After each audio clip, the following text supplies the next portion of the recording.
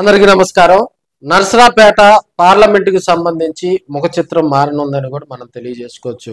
ప్రస్తుతం 2024 ఎన్నికల తర్వాత నుంచి కూడా నర్సరాపేట పార్లమెంట్ ఇన్ఛార్జి పదవి ప్రస్తుతం ఖాళీగా ఉంది. సో 2024కు ముందు జగన్మోహన్ రెడ్డి గారు నెల్లూరు జిల్లాకు సంబంధించినటువంటి అనిల్ కుమార్ యాదవ్ను తీసుకొచ్చి అక్కడ ప్రయోగమే చేశారు. ప్రధానంగా కూడా నర్సరాపేట పార్లమెంటుకు సంబంధించి అక్కడ యాదవ్ ఓటింగు, యాదవ్ సామాజిక వర్గం ఎక్కువగా ఉంది. యాదవ కమ్యూనిటీకి సంబంధించినటువంటి అనిల్ కుమార్ అయితే అక్కడ కొంత స్ట్రాంగ్ గా కూడా ఒక మంచి మాస్ లీడరు, ఒక స్ట్రాంగ్ గా వాయిస్ వినిపిస్తాడు, ప్రజల్లో కూడా బాగా మరి పార్టీని బలోపేతం చేస్తాడని ఆశపడినటువంటి జగన్మోహన్ రెడ్డికి మరి ఆ ఆశపై కూడా నీళ్లు చల్లారు. ఆయన 2024 ఎన్నికల్లో అనిల్ కుమార్ యాదవ్ అక్కడ ప్రజలు కూడా అంతగా స్వీకరించాల. సో ఓటమి తర్వాత అనిల్ కుమార్ యాదవ్ అడపాదడపా మాత్రమే వచ్చేవాడు. సో తదనంతరం ఇప్పుడు అసలు ఆ నియోజకవర్గానికి ముఖం చాటేయడం జరిగింది.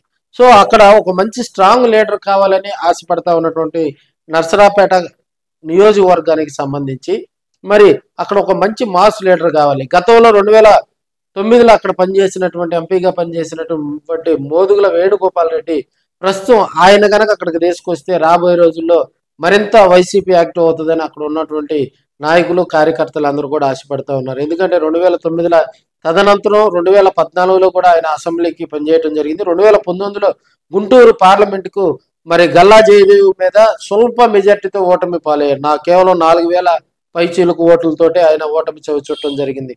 అప్పటి నుంచి వైసీపీలో మోదుగుల యాక్టివ్ గా ఉన్నా కూడా మరి ఆయన ఎమ్మెల్సీ ఇస్తారు, జగన్మోహన్ రెడ్డి అత్యున్నతమైనటువంటి స్థానం ఇస్తారు. వైసీపీ 2019లో రూలింగ్ లోకి వచ్చినప్పుడు కూడా ఆయన ఆశపడ్డాడు. సో అవేమి ఇవ్వకుండా జగన్మోహన్ రెడ్డి 2024లో ఎక్కడైనా కూడా పార్లమెంట్ గాని అసెంబ్లీ గాని ఇస్తాడని మోదుగుల వరకు ఆశపడింది. 2024 తర్వాత జరిగిన పరిస్థితుల దృష్ట్యా కూడా మోదుగులకు ఎక్కడా కూడా ప్రయారిటీ ఇవ్వాల. తదనంతరం విజయవాడ పార్లమెంటు ఖాళీ అయితే అక్కడ ఆయన ఇన్ఛార్జిగా పంపించడం జరిగింది. సో ఆయన వెళ్ళనని భీష్మించుకొని కూర్చోవటం, అక్కడ కొత్త కాన్స్టిట్యున్సీ దాని గురించి అంత అవగాహన లేదని ఆయన కామ్ అయినటువంటి సందర్భం.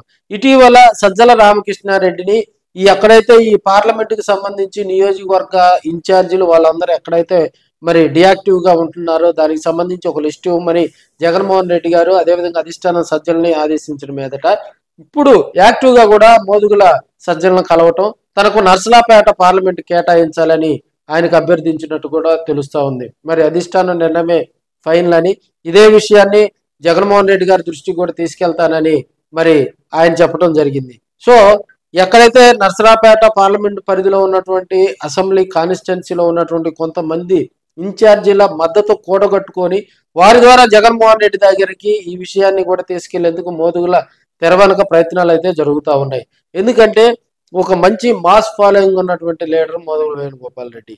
సో ఒక బలమైనటువంటి సామాజిక వర్గం, రెడ్డి సామాజిక వర్గం అగ్గం కూడా మరి అక్కడ గనక అలాంటి లీడర్ గనక తీసుకొస్తే రాబోయే రోజుల్లో మరి పేట పార్లమెంటు పరిధిలో ఉన్నటువంటి అసెంబ్లీ కాన్స్టిట్యున్సీలో కూడా బలంగా కూడా పార్టీ ముందుకు వెళ్తుందని అక్కడ ఉన్నటువంటి వైసీపీ క్యాడర్ అయితే మరి ఆశపడతా ఉంది. ఇప్పటికే మోదుగుల కూడా మరి నర్సరాపేట పార్లమెంటుకి సంబంధించి మరి అందరితోటి కూడా మాట్లాడి వారందరి దానికి సంబంధించి కూడా మద్దతు కూడగట్టుకునే ప్రయత్నం అయితే చేస్తా ఉన్నారు. గతంలో మోదుగుల సత్తెనపల్లి కాన్స్టిట్యున్సీకి సంబంధించి అసెంబ్లీ ఇన్ఛార్జి రేసులో కూడా ఆయన నుంచోవటం జరిగింది. లాస్ట్ మినిట్ లో ఆయనకు అది క్యాన్సిల్ అవటంతో కొంత డేలా పడ్డటువంటి మోదుగుల అడపాదడపా మాత్రమే మరి వైసీపీలో కొన్ని కార్యక్రమాల్లో యాక్టివ్ గా పాల్గొంటున్నటువంటి సందర్భాలు మనం చూస్తూ ఉన్నాం.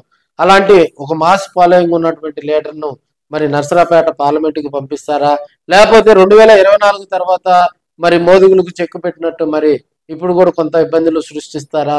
రాబోయే రోజుల్లో నర్సరాపేట పార్లమెంట్లో ఏం జరుగుతుంది అనేది కూడా మరి కొన్ని రోజుల్లో స్పష్టంగా ఉందని కూడా తెలియజేసుకోవచ్చు.